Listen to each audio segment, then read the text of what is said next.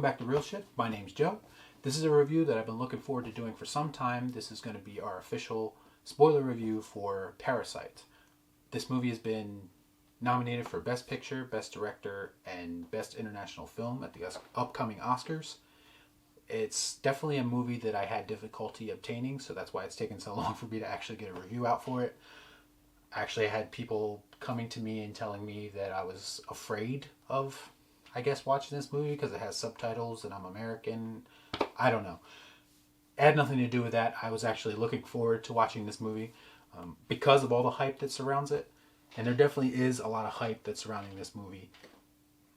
And I went into it, to be quite honest, skeptical because I was wondering, what is the hype all about? Is it actually because of the quality of the movie? Or is it a case where they're just kind of hopping on this diversity bandwagon because they think that a foreign film should win Best Picture at the Oscars just because it's never happened before? Yes, there is a difference. That's not me taking a slight at the movie at all. Again, I think this movie is exceptional, and I'll get into why in just a second. But I want to make sure that we are supporting these movies for the right reason. If you want to support it because it's a great film, then by all means do that. But don't bring the argument that, hey, it's the first foreign film nominated for Best Picture, so it needs to win. Like, that's not a reason for something to win. It needs to win because it's a good film. So, controversy aside, moving into how I actually thought or how I actually felt about this movie, because again, I went into it a little bit skeptical, but I have to be honest with you, it was fantastic. It's basically three different genres or different tones of movie in one. It's got elements of black comedy, it's got elements of a thriller, and also a drama. It's something that will definitely require multiple viewings. This is the only viewing that I've had. I've only watched it once. I do plan on watching it again, but prior to this review, I've only seen it once, so take that for what it is. There may be things that maybe I didn't catch or I didn't understand quite yet. But again, I think it's a movie where there's a lot jam-packed into it, so it may require multiple viewings. But these are just my initial impressions of the movie. This movie is essentially a social commentary on like greed and class discrimination and how those things affect people that are even in the same community. People from different classes and how they deal with certain situations. Like, you really get a sense throughout the movie that obviously poor or less privileged people and more privileged people look at different situations or the same situation in different ways. Sometimes he shows that through minor things, and while in other situations it's life or death situations. So you get kind of a sense of seeing things from both sides of the coin, which I really liked about this movie. It doesn't necessarily, like, it is kind of making you hate the rich side of things, but at the same time, and this may be just unique to me, like, there's times in the movie where I actually felt sorry for the rich people in the movie. And I'll get into why in a second. I know a lot of you are probably like, why the hell would you feel that way? But I'll get into it in 1 second. I definitely think that's kind of the reason why it deserves multiple viewings, because you're getting so much thrown at you and so many different situations that I'm sure there's little intricate things throughout it that you might not even have caught the first time you watched it. One of the minor things that I noticed was like how the rich mother asked the poor mother to make her this dish or whatever, and basically the poor mother has no idea what she's talking about. She doesn't know what the recipe is. She's never heard of the dish at all, so she has to look it up, and that's just a difference of class right there. Like, she's not familiar with that type of dish. Little things like that throughout the film are just scattered everywhere, so you'll pick up more and more, I think, the more you watch it. It basically revolves around the Kim family, who are clearly struggling. At the beginning of the film, it shows them, basically, they live in a basement. They're kind of struggling a bit financially, struggling to find work. So much so that they have to formulate this plan basically to infiltrate this rich family. And they do so by getting different jobs within the household. Like, the dad becomes a driver, the son becomes a tutor, the daughter becomes like this art therapist for the little kid. the mother becomes the new housemaid, stuff like that. So basically, it's like this slow burn home invasion movie almost, is the vibe I get from it, which I know sounds kind of weird. And it's not nearly that sinister at first. Like, again, early in the movie when all this stuff is happening, when they're actually infiltrating the family and taking, and, you know, becoming one family essentially, there's a lot. This is where most of the comedic moments come into play. So early on in the movie, it sets itself up like this black comedy basically, and these this poor family taking advantage of this rich family. And so as the movie goes on, you kind of get this tonal shift throughout it. And a lot of movies, when you shift the tone of them, if you don't handle it in the right way, it comes off as jarring, or it doesn't make a whole lot of sense. But in this movie, they managed to make it work. It goes from black comedy to drama to thriller. Like, there's definitely tonal shifts, and they all work. And I think that's not necessarily easy to do. So I got to give a lot of credit to the filmmakers for being able to pull that off.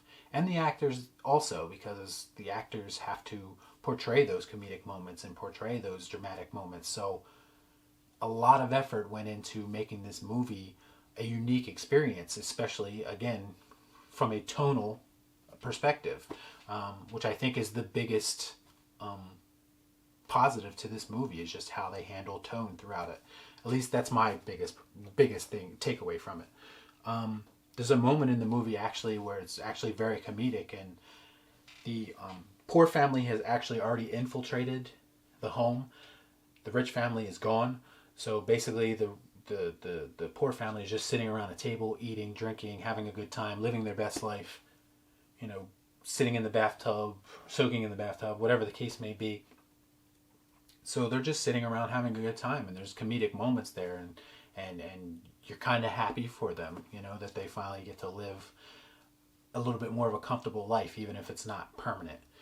But it leads to the biggest tonal shift in the movie, and that's when, one, the ex-housekeeper shows up, and basically she reveals that her husband is she's actually been hiding her husband in this bunker underneath the house, which it does come out of left field. Like, I wasn't expecting it at all. I was like, whoa, like, where the hell is this going? Like, is he a prisoner? What's going on here? But actually it's revealed that she's been hiding him there because he fell on hard times and certain people are after him. So they use this bunker under the house that I'm assuming the rich family doesn't even know exists. And yeah, he's been living down there for years apparently. And he's apparently gotten used to it.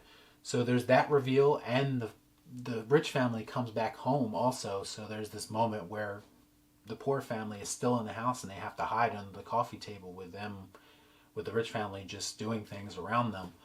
So it goes from being this comedic movie again to being this tense movie in just a matter of seconds. And I thought that was just really interesting how they were able to do that. I think the biggest thing that I get from this is also how they show the disconnect, or how disconnected rich people are, especially in this movie. And they're really, it's a satire in a way, like they're exaggerating things, I think, a little bit, but I think there's some truth to it, because they're portrayed as being very gullible in this movie, way too trusting of people, obviously. I mean, they let this entire family basically infiltrate them and they don't suspect a thing. So that's kind of weird, I guess, but I guess it just goes to show you how disconnected they are because of their money. They don't really think about things the same way that everyone else would. They're also kind of like unintentionally rude at times, which is obviously done to make you not like them. Like, they comment on people smelling different and stuff like that. And yes, it is asshole things to say. But the weird thing about it is, and I haven't really seen this anywhere online, is that in a weird sort of way, the rich family is actually the victims in this movie, because essentially they're being manipulated, they're being taken advantage of. So in a way, they are victims. Now, the poor family obviously is on hard times and have a lot of things to deal with, a lot more things to deal with than the rich family does. So you feel for them too. But that's kind of my point, is that you can see it from both sides, why both sides are right and why both sides are wrong. And that's, again, not easy to do. And I don't even know if that was intended, like for me to have some kind of sympathy for the rich family, but I actually did. And again, that could go to the acting as well as the writing and directing. So I just thought that was really interesting that you get to see things from different perspectives and you can kind of identify with all the characters in the movie. Like you don't just identify with one set of characters, you can identify with all of them, which I thought was really good. The ending of the movie reminded me a lot of a Tarantino film, and maybe in effect other Asian films, because I'm sure Tarantino kind of gained inspiration from them. But basically, there's a lot of build-up and this explosion of violence at the end, and that's kind of become a staple, I think, in Asian cinema as well as Tarantino movies. So I did like that aspect of it. You could definitely see the influence there. And the explosion of violence is very well done. It's entertaining and pretty disturbing also. Like when the ex housemaid's husband comes out and he's obviously deranged and bloody, and because he's been kept there against his will at this point because the poor family has found him and basically locked him down there and beat him up. And so when he comes out and he comes to and he actually snaps and eventually, takes out his frustration on everyone at this party that they're having. It's actually a pretty disturbing and pretty violent finale to the movie, and I really dug again how the tone shifted once again. So I thought that was pretty well done as well.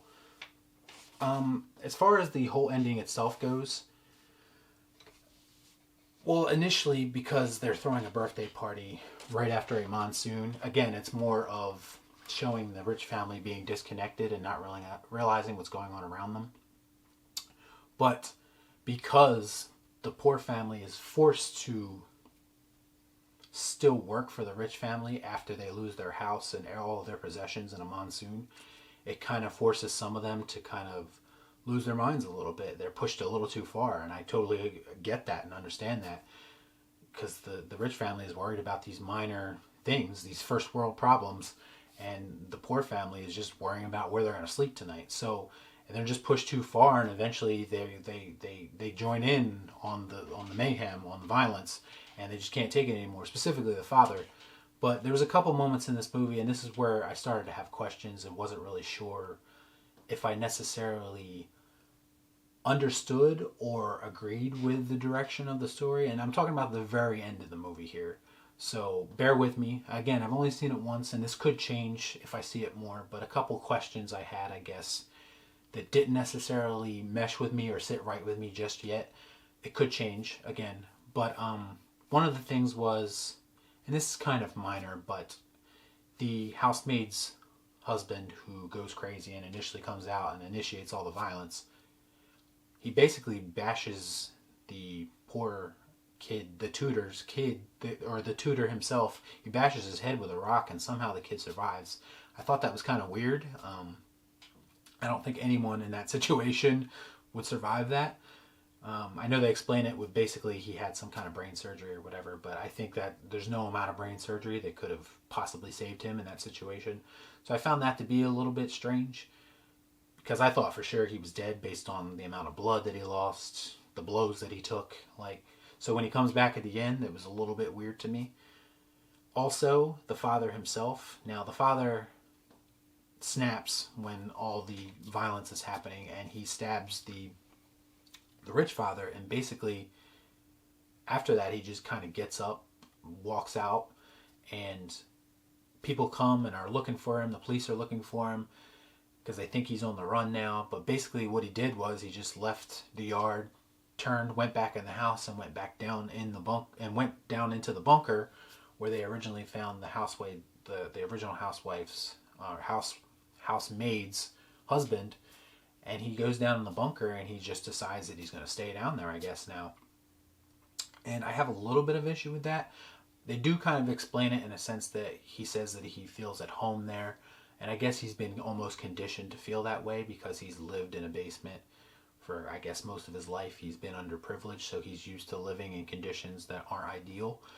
But at the same time, I had a little bit of trouble believing that he would just kind of leave his family in that situation, and that he would just stay down there forever, which is essentially what he insinuates he's going to do. I think after some time he would just exit the bunker and leave, and no one would be looking for him anymore. So I find it a little bit hard to believe that he's going to wait down there forever, or at least wait until his son gets enough money to buy the house and then he can come out. I had a little bit of issue with that. Again, it could be something that I missed. It could be something that I'm reading wrong. So I fully admit that. Again, I only watched it once, but I do have questions about that, about why, story-wise, he would want to stay down there, other than he's just used to living that way. So yeah, that's basically kind of my only minor question. I'm not even going to call it a negative, because it's not really a negative, because it's an overwhelmingly great movie. But it's just questions I had at the end that kind of just keep it from being absolutely perfect. And again, it could change the more I watch it. It probably will, to be quite honest with you, because I'm sure I'll get something else out of it the next time I watch it. But overall, I think it's just a very well made, tonally unique movie. It's well acted. It's well directed. I think it's thought provoking. I thought about this movie quite a bit after watching it, and that's usually a sign of a good film to me.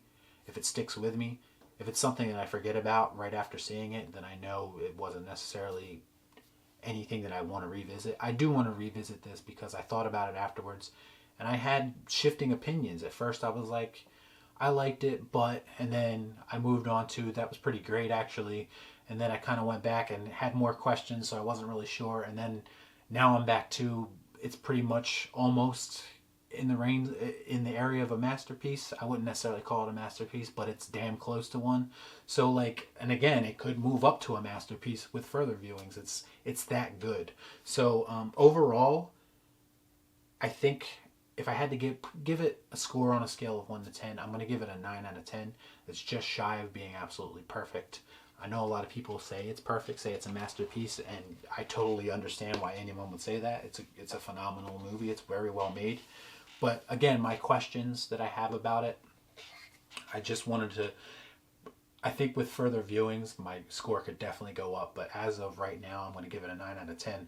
I think it's definitely deserving of being in Best Picture contention. It's definitely deserving of being in the conversation. So I understand why it's been nominated. I wouldn't necessarily vote for it myself, at least not yet. But I do understand why it's there. And yeah, overall, I think it's exceptional. I think you should definitely make an effort to see it if you can. You know, if you can't see it and you have to wait a little bit longer, so be it. Don't let people shame you for it. But yeah, overall, I think it's definitely worth the effort to go out and find it and give it a shot. So yeah, a 9 out of 10. If you saw Parasite already, please let me know what you think about it in the comments down below. I want to hear what you thought. If you have answers to the question that I posed at the end here, please feel free to let me know, and maybe it'll change my whole perception of the movie. I'll have to record another review. I don't know. But definitely let me know what you think about it in the comments down below. I want to know exactly your take on the movie. It definitely deserves, it's a movie deserving of conversation, for sure. So yeah, overall, please like, comment, share, subscribe to the channel, hit the bell for notifications, and